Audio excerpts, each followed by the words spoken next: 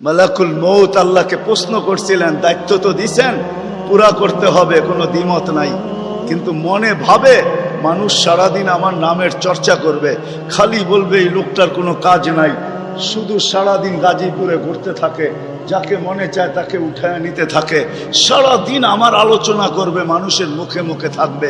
তো আল্লাহ প্রতি উত্তরে বলছিলেন, সাআজআলু লিল মাউতি সাবাবা, আমরা মৃত্যুর কারণ বানায় দিব। ইয়াযকুরু সাবাব ওয়া ইয়ানসা, মানুষ কারণ নিয়ে আলোচনা করবে, তোমার নাম ভুলেও নিবে না।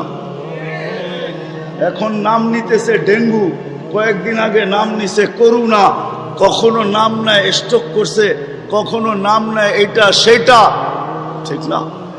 হ্যাঁ, আরেকটা কারণও আছে। শুধু নবীজির দিকে তাকায় এই উম্মতের জন্য আল্লাহ এটা করছেন, এই উম্মতের জন্য। এই উম্মতকে আল্লাহ আখিরাতে শাস্তি দিতে চান না।